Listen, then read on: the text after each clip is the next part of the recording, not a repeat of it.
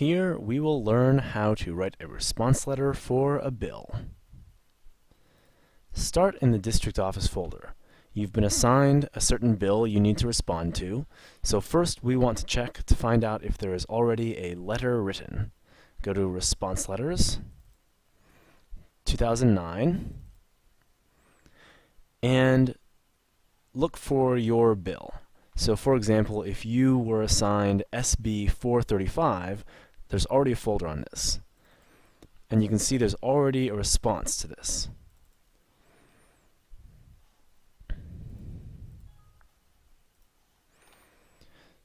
So this response letter is an opposition response letter. And so if you were writing a response for someone opposing 435, all you would have to do is update this letter. I'm going to rename this appropriately. But suppose it was a letter you had not that was not already written. For example, people writing in to support SB 435. The first thing we would want to do is go back to 2009 and open the standard template we have. Now, we usually use the Daryl agrees with constituent. We only use the disagrees template, which is very similar, if he has already voted for the bill the opposite way that the constituent wants, or if he is taking a principled stand against their position. So, for example, people writing in to oppose same-sex marriage, we use this template because he is in support of same-sex marriage. But for many bills, he has not yet voted, and even if he thinks he might oppose the bill, he likes to reserve that opinion because bills sometimes change a lot in the committee process. So we usually use this template.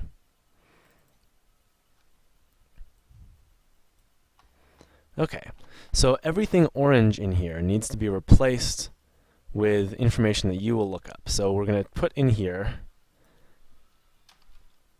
SB 435, and we'll look up the rest of this information. A lot of this information can be found online.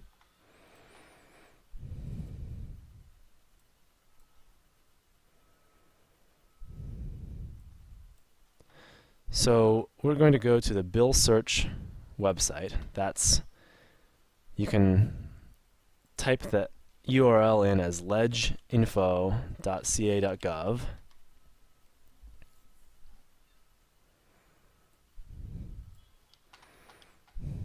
And scroll down to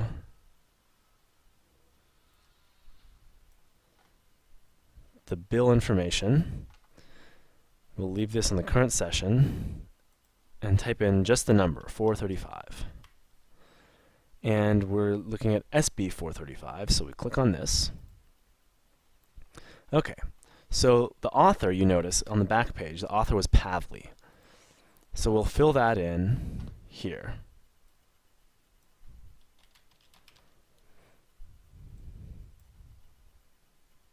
We'll change this black.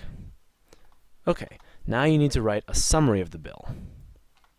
You can find this on the bill information website. So here we are on the 435 page. You can look at the most current version here.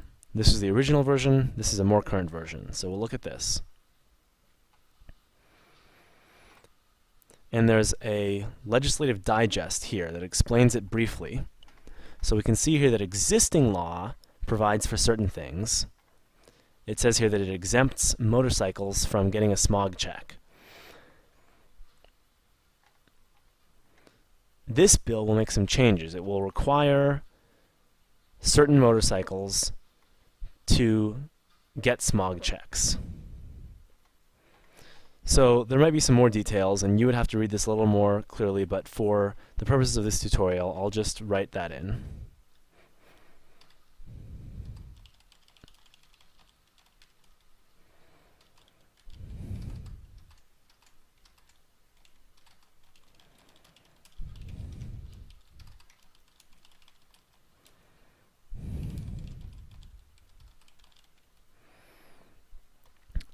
And as I said, you would probably want to write in a little bit more detail.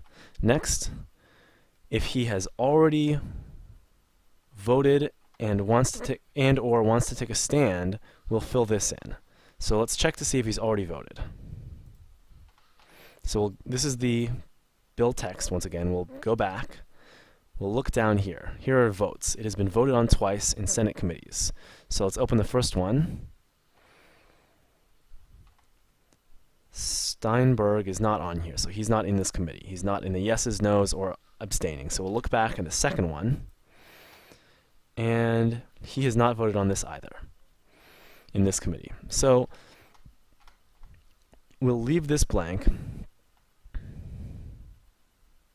Otherwise, you would say, I share your views in support of it, or I share your views in opposition to this measure, and I voted against it, or if he had voted for it, then we would be using the disagree template, and the wording would be a little bit different. But we'll delete this because he didn't vote yet at all. Okay, now we want to state where in the bill process it is. So we'll look at the website again, and you can see, you might think you'd want to go to status, but the status page is a little hard to read, and the history page is more informative. So we'll go to history.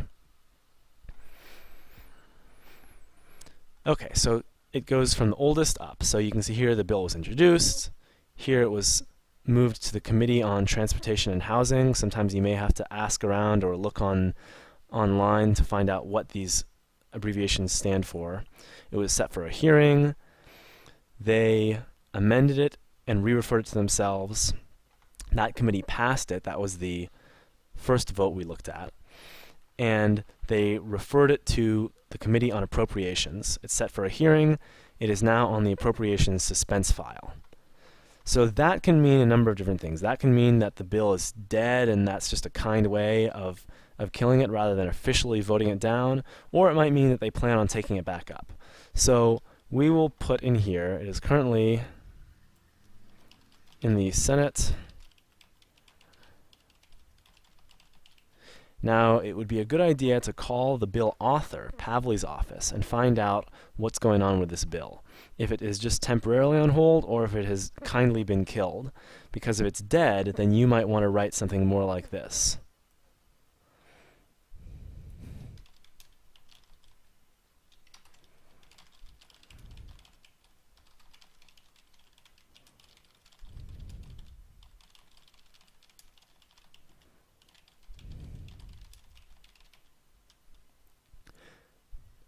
But assuming that it is not dead, we would want to follow up by saying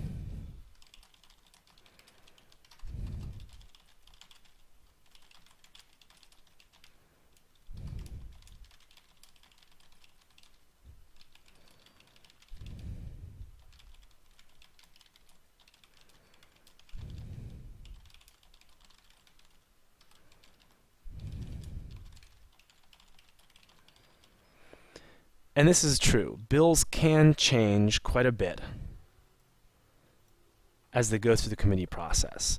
So it doesn't do Senator Steinberg any good to publicly oppose a bill that eventually he's going to support, or publicly support a bill that he's eventually going to oppose, or publicly oppose a bill that might not even ever get to him. It might fail before him.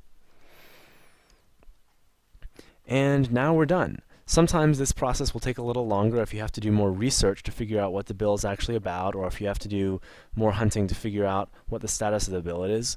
But usually this process is pretty quick. You can always ask staff for more answers.